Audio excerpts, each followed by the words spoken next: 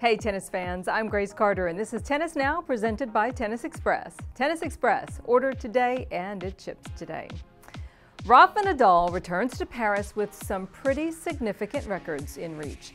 Second-ranked Roger Federer withdrew from this week's Rolex Paris Masters. That means Rafa needs just one win to clinch the year-end world #1 ranking. It's going to be Rafa's 4th season as the year-end #1. Remember, he also ruled the world rankings in 2008, 2010, and in 2013. Pete Sampras, though, holds the ATP record with 6 years at the #1 spot. Earlier this year, Rafa Nadal made history regaining the top spot 9 years after he did it the first time. That is the longest time span between a player's first and most recent stints at #1 in ATP history. In Basel, Roger Federer outdueled Juan Martín del Potro in the final to win his hometown tournament title for the 8th time. It was Roger's 95th career championship, second only to the legendary Jimmy Connors, who won an Open-era record of 109 titles. The Grand Slam king tweeted out this reaction. Roger now may join Connors as only the second man in Open-era history to eclipse the 100 career title mark. Federer pulled out of Paris after his Basel win to be at full strength for the ATP Finals coming up in London. Meanwhile, Rafa is aiming for his record 31st career Masters Championship in Paris this week. Nadal and Novak Djokovic, who was in Paris as a spectator this time around, are currently tied with 30 apiece. For all his success on red clay, the 10-time Roland Garros champion, though, has never won the Paris Masters indoor event. Rafa's best result came a decade ago when he lost in the final back in 2007 to David Nalbandian. All right, 8 was first-rate for Caroline Wozniacki. In her 8th final of the year, Caro defeated Venus Williams to win her biggest title at the WTA Finals in Singapore.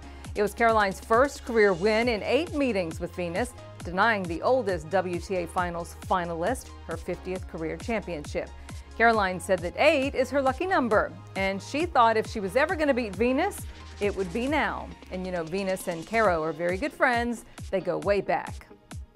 It is the 27-year-old's 27th career title and the biggest of her career. And it completes a season of varied champions on the WTA Tour, because 4 women have won Grand Slams in 2017. Serena Williams, who won her Open-era record 23rd crown at the Australian Open, while she was pregnant, by the way. 20-year-old Jelena Ostapenko claimed her first career title this year at Roland Garros. Garbiñe Muguruza took Wimbledon, and Sloane Stephens won the U.S. Open. So, looking ahead, which of those 4 is more likely to win next season? And which player do you think will win her first major title next season? How about world #1 Simona Halep or ace leader Karolina Pliskova? Caroline Wozniacki maybe? How about Madison Keys or somebody else? Give us your picks in the comment section below.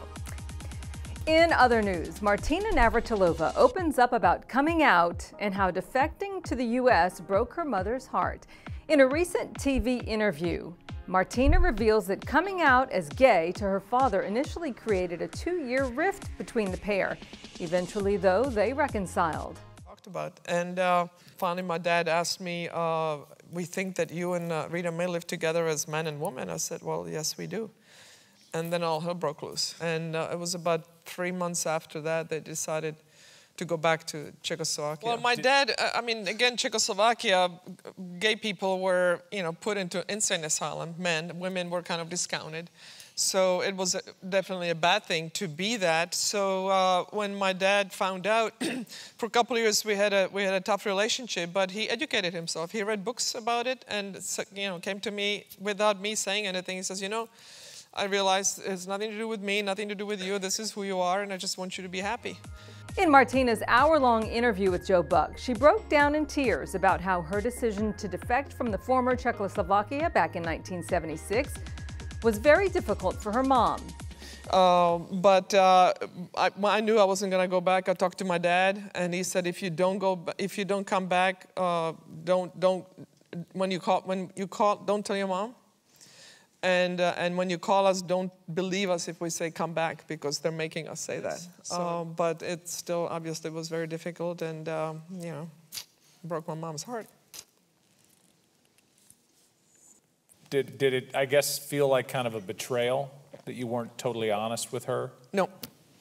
Why does it make you that emotional, other than the obvious reasons when you say it broke your mom's heart? You can see that full interview on Undeniable with Joe Buck, set to air on DirecTV on November 1st at 8 p.m. We're going to leave you now with the Swiss Tennis Federation's video tribute to Martina Hingis.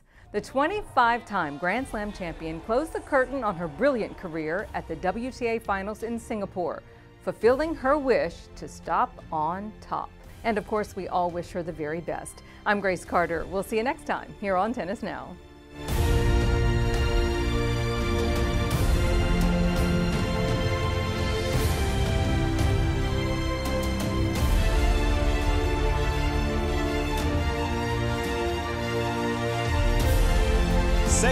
Jahre alt, die jüngste Wimbledon-Siegerin der modernen Wimbledon-Geschichte.